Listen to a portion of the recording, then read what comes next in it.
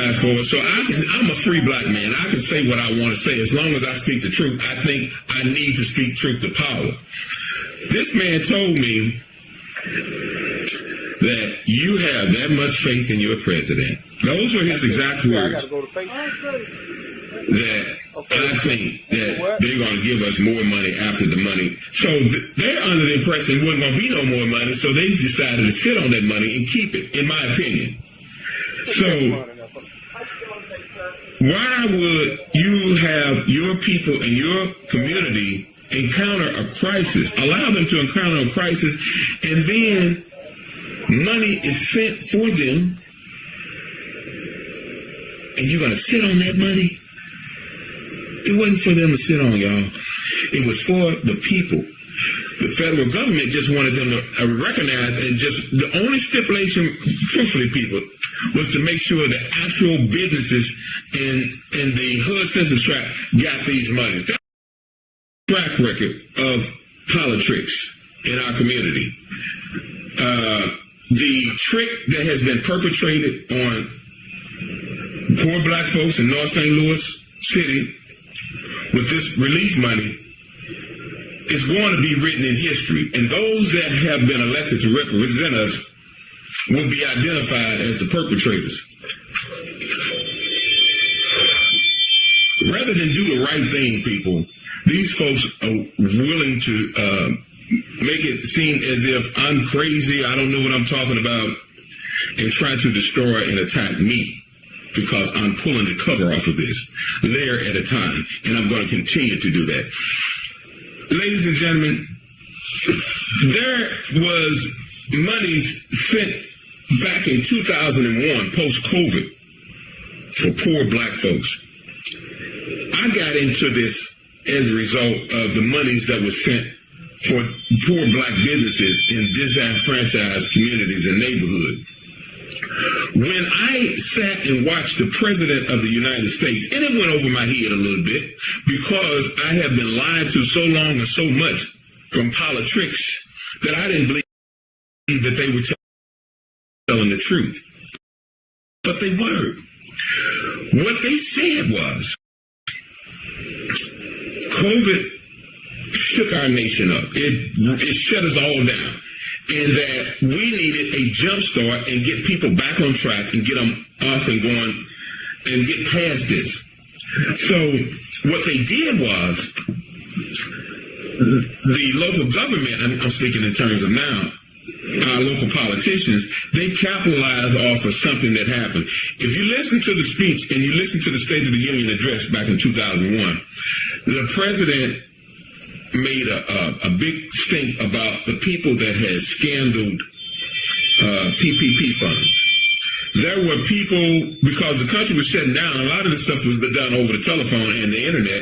So there were people that were desperate and in panic mode and trying to figure out how to survive and found loopholes to create businesses overnight and create the illusion they had a business and got funds, which means that local businesses in our community, such as myself and others, didn't get anything. The people who really needed it and who were sent for didn't get anything. So what they did was, they said, we're going to fix that. We're going to go after the people that scandaled the system. That was the big thing that the media ran with. They didn't tell you about all this other stuff that came from the United Nations and the United States Treasury Department in conjunction with the American Rescue Plan money. Okay? They didn't tell you about that.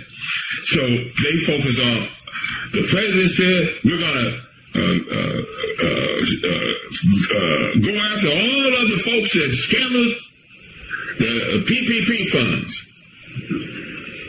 But they didn't mention about the monies that they were sending to local government to correct that by identifying the businesses that actually exist in what is called the hood census tract.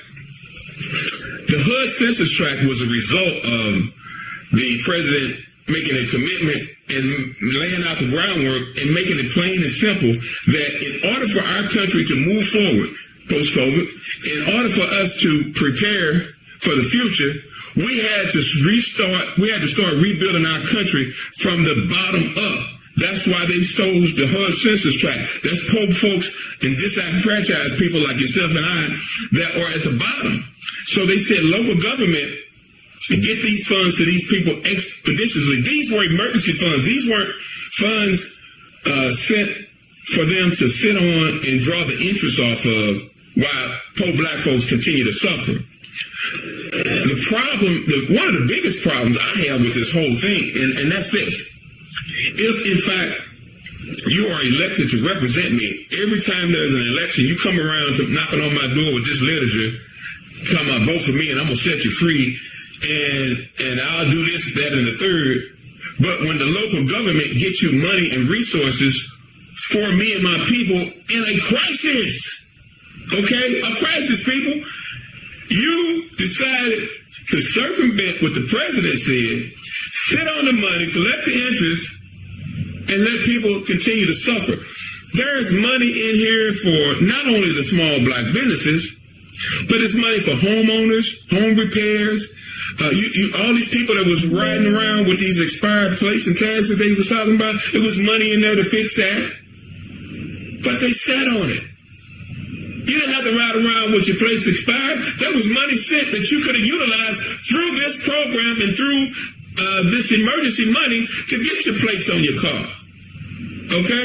There was money sitting here for you to get your house tuck pointed, get some windows and doors and compensate for the increase on gas bills, light bills, water bills, sewage bills, the increase on food. There's money in here for all of that. But they didn't want you to know about it because they wanted to be able to sit on it. And I just think it's despicable. I really do. And I'm not going to keep harping on that. I'm going to continue to organize and not ask but demand that these funds are not held hostage any longer. There are folks out here that would rather go to jail than to do right by our people. Folks, these bills that they put in stipulations, a lot of this stuff is illegal, first and foremost. Let's be clear on that. And we'll get into that later. Where we are right now is that we need to not ask but demand accountability from those that say they are elected to represent us. They should not get away with what they're doing. Now, I know some of you all out there are friends with them and your buddies and you love them so dearly, but if they haven't done right by our people in our community, you should disregard that. And I'll tell you why. There is no way you can tell me that a so-called educated person with degrees can't figure out how to get funding to poor black people when you've been trying to represent them all along and declared that you wanted to help erase the Delmar divide, and the federal government sent money, and you're going to sit on the money coming up on almost 4 years later, and you're still sitting on the money and keeping it from the people? That's wrong, y'all. You can and if anybody thinks I'm wrong for saying that, I challenge you to correct me. If you think it's wrong, I encourage you. I'm not going to challenge you. I'm going to encourage you to enlighten me and correct me. If you think what they've done with this money and the way they've handled this is right and it's in our interest, I want you to tell me that. I encourage you to. Because when you ride through our neighborhoods and our community and you see what you see, and the mere fact that emergency money, my business has been struggling for the last all the resources are sitting on the table. The federal government had made a commitment to bail all of us out. The instructions were for those that missed it, and if you don't want to go to YouTube and call me out on it and pull it up and look it up for yourself, the president instructed them to identify these businesses. They didn't say nothing about create additional red line. We've been redlined for so long. We didn't need no additional tape. We've been going through that since the end of the so-called end of slavery. So Now, for those that are elected to represent us to try to circumvent what the president said and come up with these board bills that were illegal, and one of the things I'm going to be laughing at is that the 8 aldermen that voted to pass this stuff, only one didn't, because the one knew that it was illegal. So we'll get into that later. I'm telling you people, this stuff is so deep and so thick that it's going to be written in history. We're writing our own history right now. The elected officials are writing their own history right now in how they mismanaged, misappropriated, and misheld this from poor black folks in North St. Louis. That money was not sent here to be sat on and collect interest. The instructions were, here, get started rebuilding from the bottom up with this. We know it's not enough. You can take my word for it. Listen, the president told him, said, this is not enough. But we don't trust you all the way, so we're just going to give you this amount to get the ball rolling, absorb that, send back and tell us how much more you need. Those were the instructions from the President of the United States to North St.Louis City. And the elected officials disregarded that and sat back and what they call strategic strategizing on how to circumvent that so that they can sit on the money and draw the interest. Now, last week when I was at the meeting, the guy that, because I was under the impression that the money wasn't here yet, and that they were having to go through these systems to have it distributed. So, Mr. Smith at St. Louis Development Corporation was asked the question, is the money actually here, or is it there, or where is the money? He said the money was sitting in an account, drawing interest. And my question was, do the interest go in the pot, or do they get to keep the interest? Or are they trying to run the city off the interest? Those are the things that I asked, and other folk at the meeting asked, and he couldn't answer that. So we really don't know what's going to happen with the interest, or where it's going to go, who's going to be accountable for the interest. But that's neither here nor there. There shouldn't be any interest. The money should have been given to the people because it was emergency funds, ladies and gentlemen. I keep telling you, it was emergency funds. And that was, that was the reason the money was sent. And they knew that the federal government, when I say they, the federal government understood and comprehended that even after COVID, there was going to be residual effects to our economy and our people and our community. That's the reason they wanted to get the ball rolling, to get the resources to minimize the damage that had already been done so that we can move forward as a people, as a nation, as a country, not leaving out poor black folks in North St. Louis and building from the bottom up is what they said. I remember when I was fighting for the little $5,000. And Lance Knuckles said something to me. Lance Knuckles is one of the big shots down at St. Louis Development Corporation. They're going to do what they're going to do. Either you're going to give me the money or you ain't. And I qualify for it. So I'm a free black man. I can say what I want to say. As long as I speak the truth, I think I need to speak truth to power.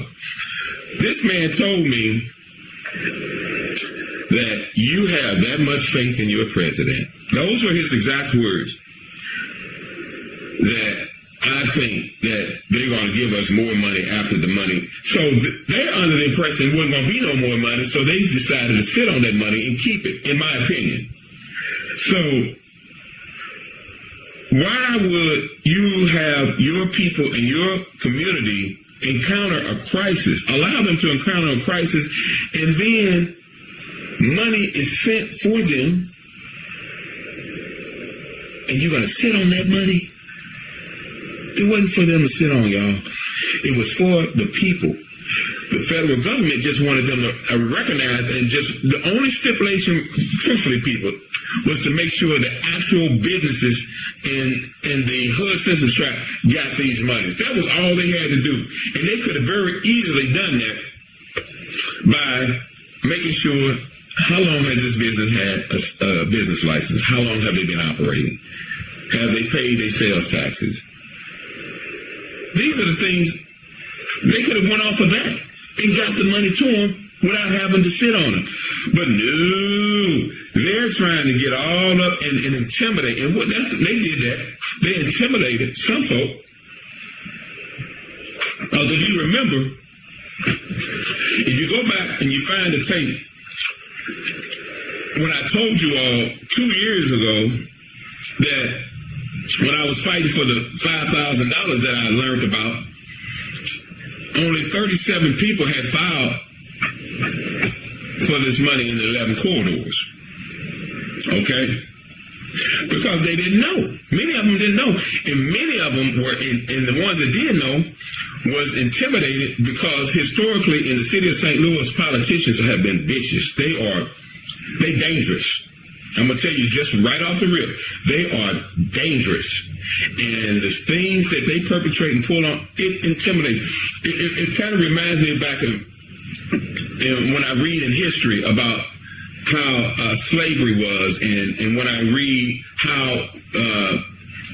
when the slaves were set free, and there was some slaves, most of them in the house, they called them house Negroes, they didn't want to tell the field Negroes that they was free because they knew that they weren't going to leave, because they thought what they had was nothing was better than what they had being in the big house. So they wanted to keep the field Negroes blind to their freedom so that they can continue to stay there and not have them go out in the field because they wasn't leaving.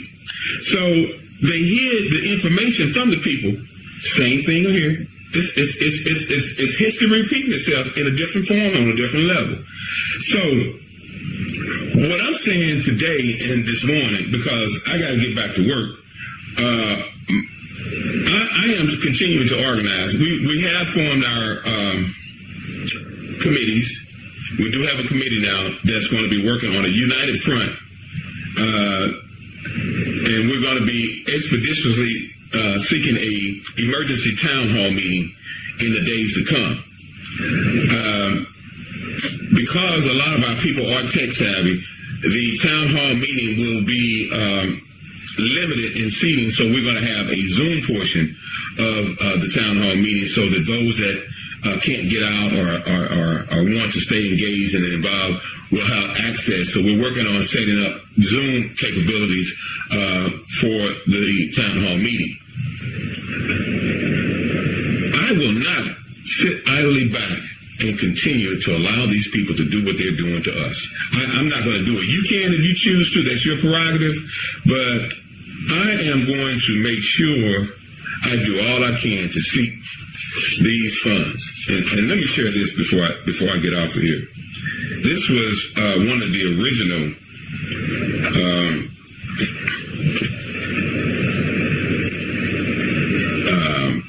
documents in its geographic location, and they've changed this, but this is how it started out. Originally, it says, please review maps to determine corridors, HUD qualified census tracts, and eligible neighborhoods that contain a portion of one of North St. Louis commercial corridor. This is for the black business that I'm speaking in terms of. Grand Boulevard would run from North Grand Boulevard to Delmar to Blair. Martin Luther King will run southerly from North Jefferson Avenue to the city limits. Okay? So you're saying on Martin Luther King, we got to start rebuilding from the bottom up, from Jefferson clear to the city limits. That's all of Martin Luther King. West Florissant will run from Florissant Avenue. Florissant Avenue will run from St. Louis Avenue to 14th Street. North Broadway will run from North Broadway from Halls Ferry Road to Christian Avenue. Natural Bridge will run westerly along Natural Bridge Avenue from Fair to the city limits. That's all the way down there from Fairground Park to the city limits. West Florissant Avenue will run from West Florissant, Highway 70 to Ackman Avenue. Delmar will run from Delmar Boulevard from Union to North Taylor. Goodfellow will run north on Goodfellow Avenue from Delmar to the city limits. Union will run on Union Avenue from Page to West Florissant. Page will run Page Avenue from Vanderbilt to Compton. Now, that's the original layout. They've changed that. They revised. See, that's what they keep doing. They keep coming up with these changes to keep from getting the ball rolling so they can continue to sit on the money. That's why I say politics at its greatest. If you look, ladies and gentlemen, okay, now you just heard what I read. You just heard what I read in the form of the streets. Okay. The money that they cut out of the $512 million for this to get the ball rolling was 37. So they only took, let me write this down so I won't forget it again. Out of the $512, walk with me here, $1 million, they put aside $37 million for this project here.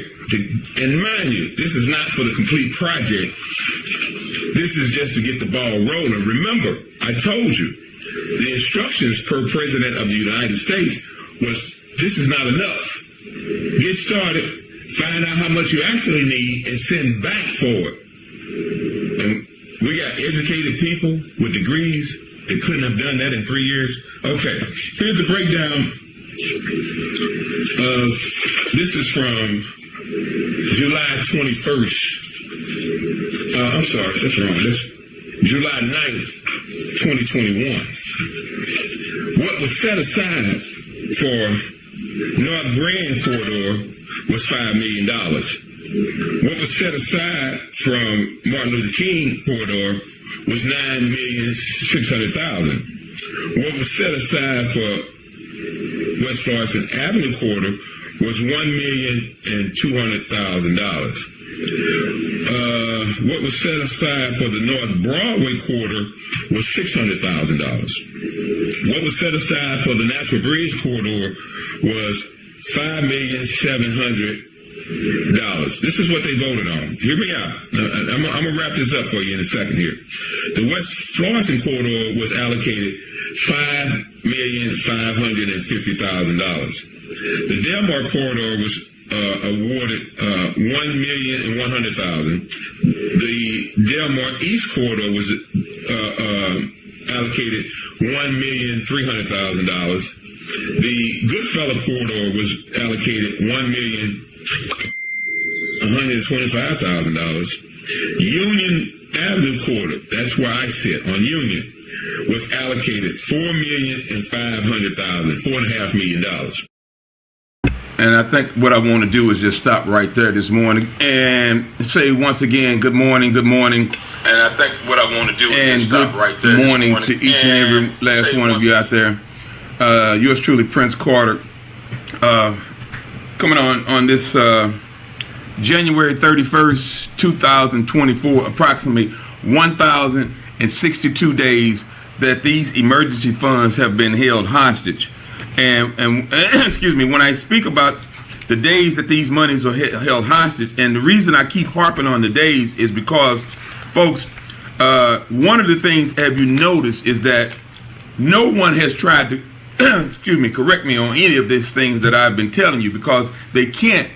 When you speak truth, unless they're going to lie, and the lies are so easily be revealed, or they don't want to shame themselves. You know, used to be a time politicians could get their little flunkies, I call them, to call you out on certain things and give you misinformation, but they don't even have that now because of the technology that we have today.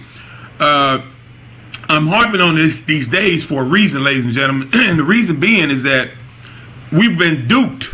When I tell you we've been duped, when we go back and look at where these monies came from and how these monies began to develop in our neighborhoods and communities in form of programs, as if to create the illusion that they were creating the programs. Well, they were, with monies that was sent during an emergency crisis for folks that were in distress.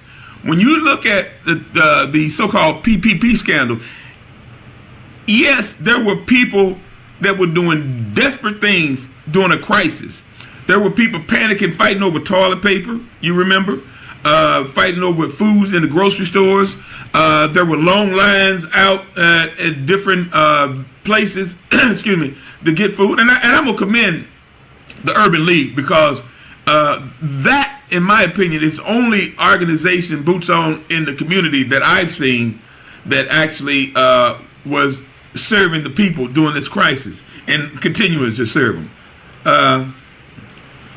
What I don't like is the buddy system. Now, backing up a little bit, the people that panicked and got those PPP funds, they were desperate.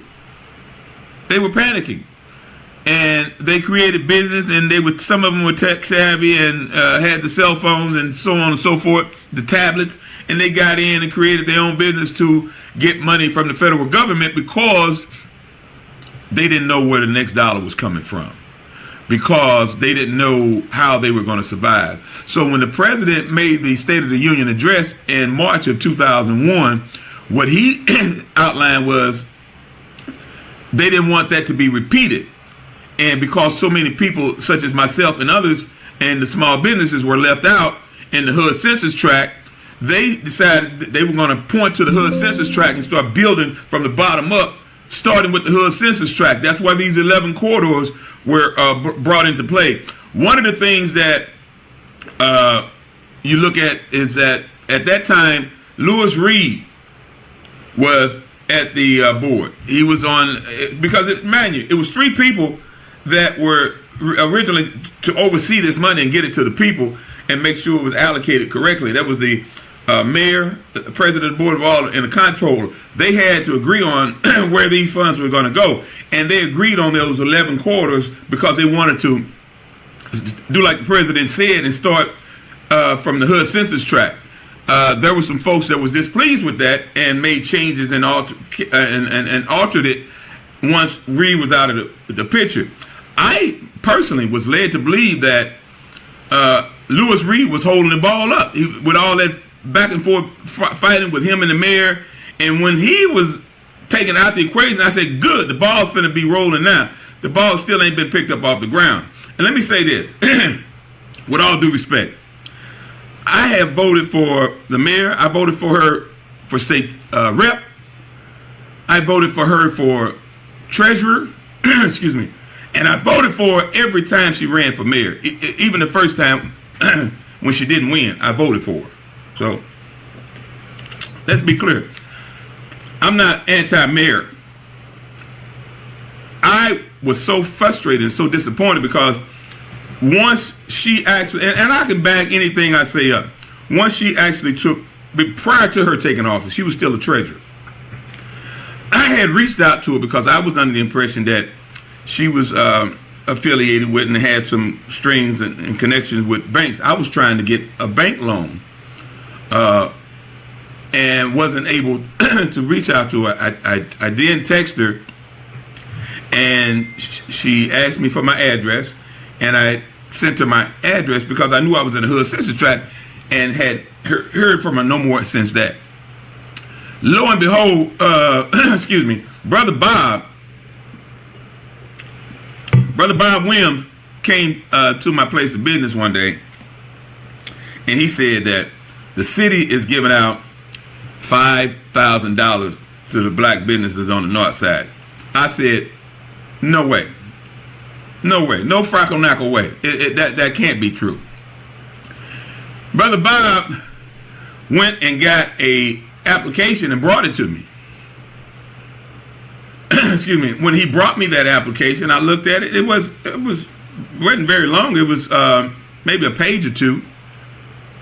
because these were emergency funds that was sent by the federal government. They created the illusion that the city was giving it out when actually the money was coming from the federal government. So I didn't know that at that time. At that time, I was thinking, like Brother Bob and others, that the city was giving out $5,000 to black businesses. They had been instructed to get these monies out expeditiously so that they can, in fact, jumpstart the economy, get the economy back rolling, and help people that, and businesses rather, that had suffered, because there were a number of challenges that my business went through as a result of COVID. We had, like many other folk, supply chain issues, price gouging issues that we had to deal with, whereas they was almost having us to bid on some of the products that we had to get. And things were just going up. And then there was a shortage on a lot of things that created challenge. That's why, if you all can remember, people was coming, you got any snoops? You got any snoops? They had such a hard time with their workforce. And when I say they, I'm speaking in terms of the meat companies, that they couldn't get the product out, which was making it harder for us to operate.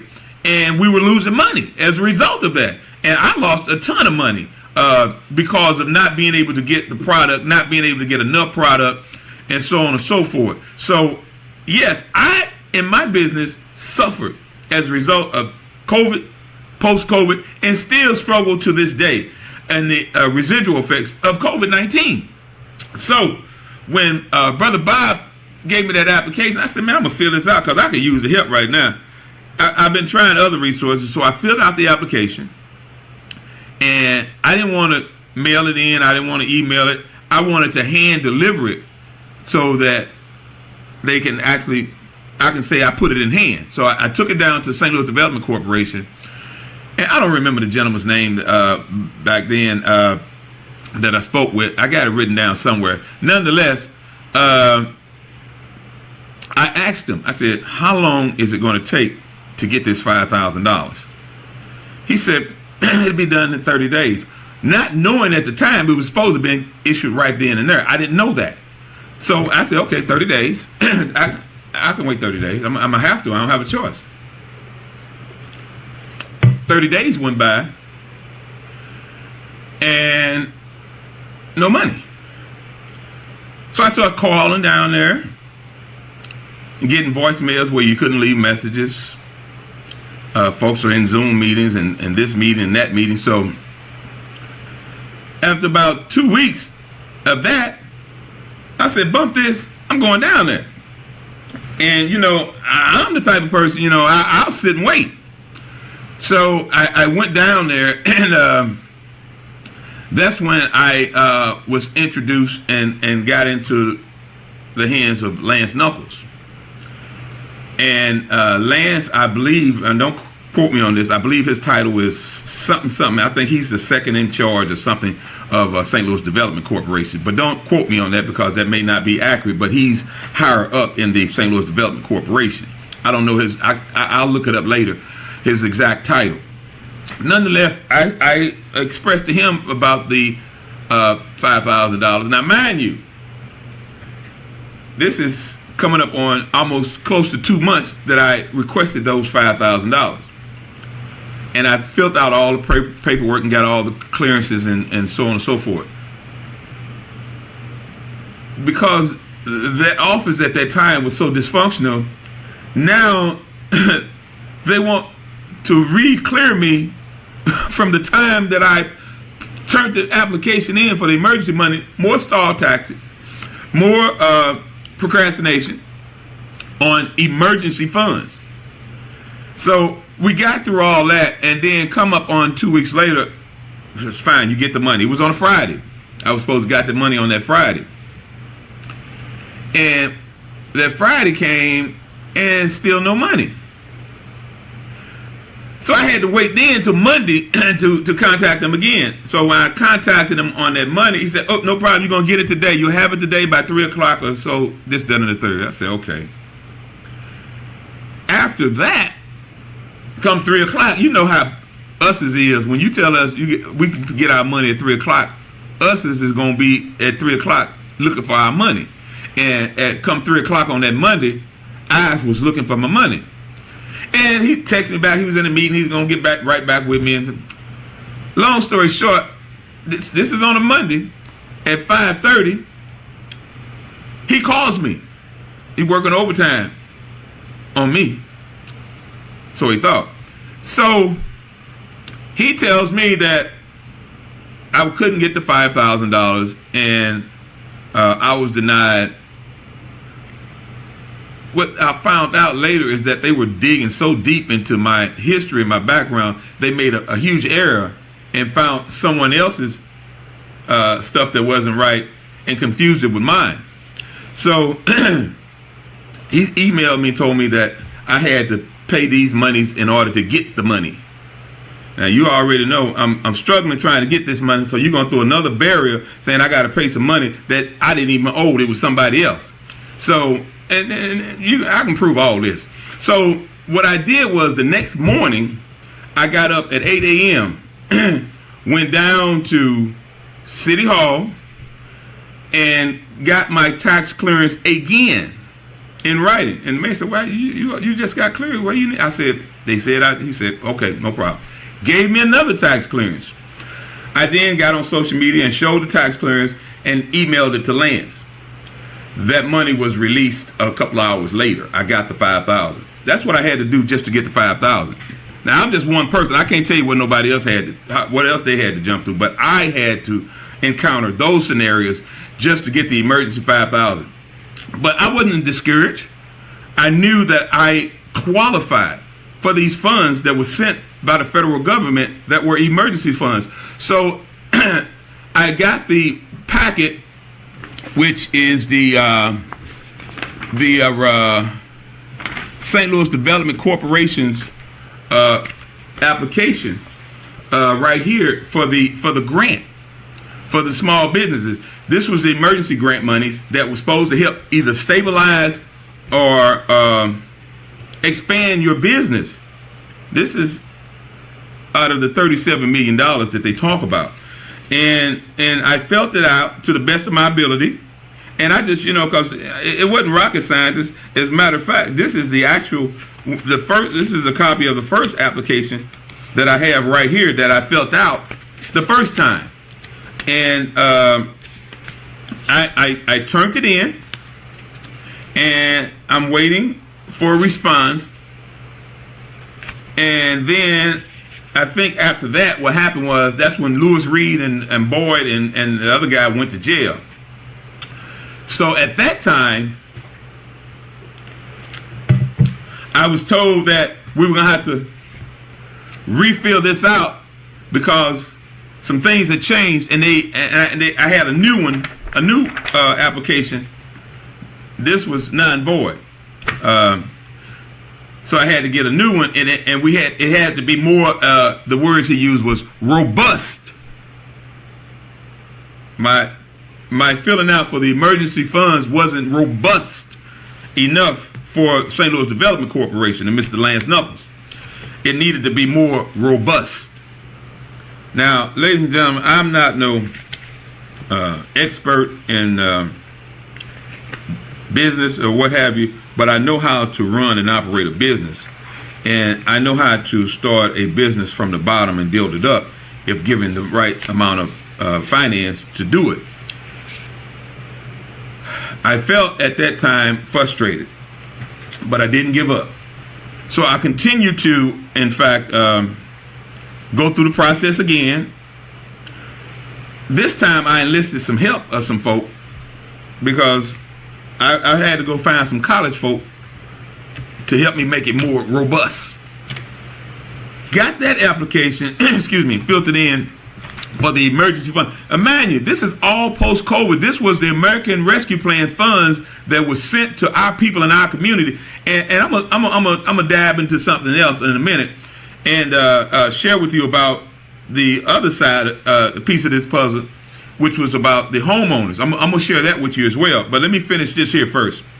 So I went ahead and got it all filled in and filled out and turned it in again. Second time. So I'm waiting for these emergency funds to help stabilize and expand, because my business, by the grace of God, even though we were struggling, we were in a position to expand, because one of our biggest challenges and our biggest problem is that we kept running out of product and couldn't meet the supply and demand, and we needed to expand. The federal government sent money for us to do that, and I knew that, so I was pursuing that. I wasn't asking the mayor for anything from the city. I was asking for these funds here that was sent for me on my behalf from the federal government. At this time, folks, one of the biggest things I heard, it was only 37 people. When I turned my application in, it was on the first time I turned it in, there were only 37 applicants that had applied. So I said I should be in pretty good shape then, because the thing about it was, I knew, because I watched the State of the Union address, that these funds came with a contingency clause. I didn't know what it was called then. That's the reason the president said, take this, get started, find out how much more you need, and send back. Those were the instructions. And our local elected officials failed us on this, y'all. We were failed as a people, as a community, because they did not expedite this and execute it in a expeditious manner. So, their notion was to take the funds, sit on them, draw the interest, let the poor black folks continue to suffer and forget about these monies, and we'll do what we so please. That was the plan. They did not know that it was going to be folk like myself and others that were going to continue to pursue these funds. Now I'm being threatened to being punished and not even having access to these funds because of my big mouth and refusal to shut up talking about it and saying things about it, because now what they're trying to do is find ways to destroy me and get me out the picture. But I'm covered by the blood of Jesus, and the God that I serve tells me to speak on this, because what they're doing and have been doing is dead wrong, people. And I'm going to also share with you some of the things that I have learned about these different programs and funding that all stem from the $1.9 trillion that was set aside to help aid and assist Americans and in a time of distress and in a crisis situation. So the homeowners in this distressed area, that's the reason they talk about the hood census tract. If you notice, and if you look at these board bills, we'll talk about that in a second. The board bills were attempt to create more trickery. Remember I told you about politics? The language that they use can be tricking, and it can mislead you and trick you and fool you. So they were trying to get away from the language of hood census tract, because people were beginning to get peep game and find out what that meant. The terminology ARPA was an acronym for the American Rescue Plan. They said ARPA because they knew a lot of folk wouldn't understand or know what it was. If you recall, if you were paying attention, St. Charles, one of the first things they did for their schools with these ARPA funds, because they came with a contingency clause, was to place police officers trained for active shooters in their schools for their children. Those folk out there love their children so much, they wanted to put another layer of protection around them while they were at school. And that's one of the things that they did with their funds. I was a little upset that I wasn't hearing about the piece that was left out, and that is out of this Recompete pilot program, which was another program that was piggyback off of the American Rescue Plan. It's all the same program. That there was monies available for us to rebuild the schools in our neighborhoods and our communities that they kept silent about, so that our children would have to be bused into areas and communities that they didn't want to be, they weren't wanted. So organizations and groups were afforded the opportunity to rebuild some of the schools in our neighborhood. So that was kept quiet about for the masses of us. The homeowners, there was money here for tuck pointing, winterization, roofing, electrical, whatever the federal government said, whatever these people need in this distressed area, let's start building from the bottom up, help these people so that we can make our country a better country. That was the notion behind this. There was monies in there for folks to get cars if you didn't have transportation. There was money if you had, like the expired plates. They could have utilized funds out of this to get their expired plates, which probably is one of the reasons they weren't messing with these people, because they knew they were sitting on the money that they were supposed to help these people get the plates with. They couldn't get their plates in this crisis times. So those are some of the things that I picked up on, and it's much more. I'm sharing with you as we go along. I can't get it all out at one time. It's too much, and it's so much money. And that's one of the reasons these people were scared. I remember one of the conversations that I had with one of the elected officials, and they said to me, it's not easy spending federal money.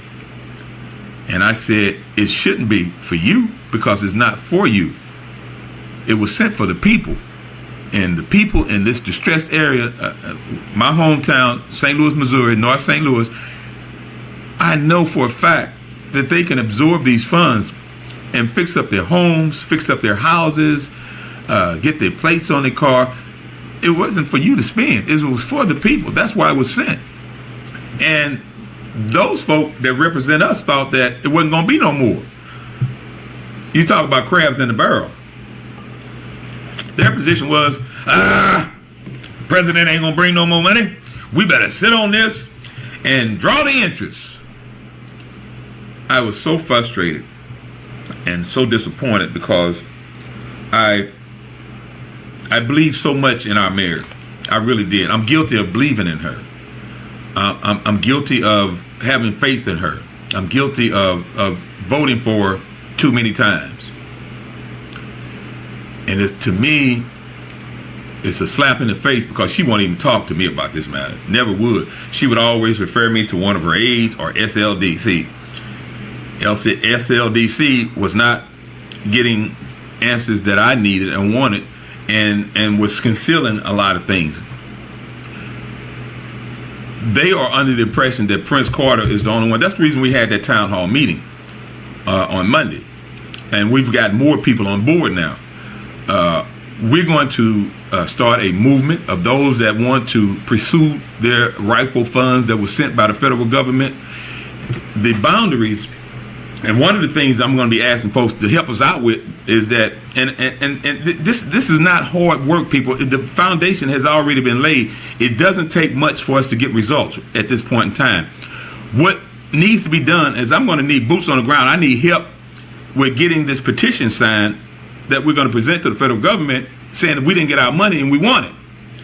And if you don't want your money, just fill it out for me anyway and give it to me if you don't want it.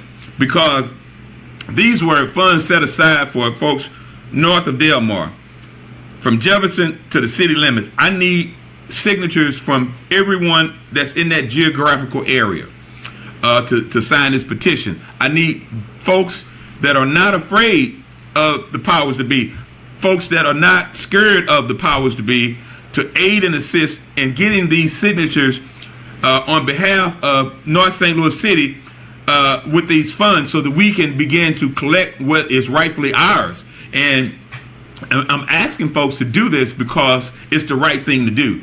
We have elderly people, disabled people, and people that are not, for lack of better words, as knowledgeable as we are, that need to be represented, need to be heard, need to have their voices heard.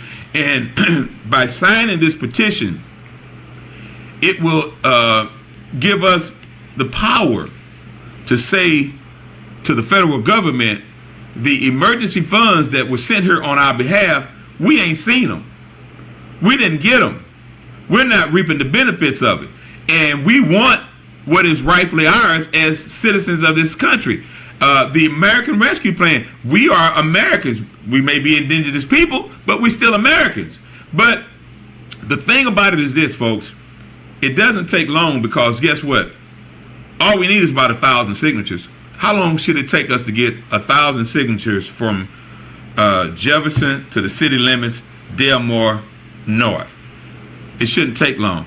And I'm asking this morning, I'm pleading with anybody, if you can just get 10 signatures. If each person on my social media would come up with 10 signatures from that geographical area, it would aid and assist us of not being blatantly disrespected, and that would increase accountability on these funds and let them know that's not enough. We need more, and send back for them. That's the approach I'm taking. Now, fast forward.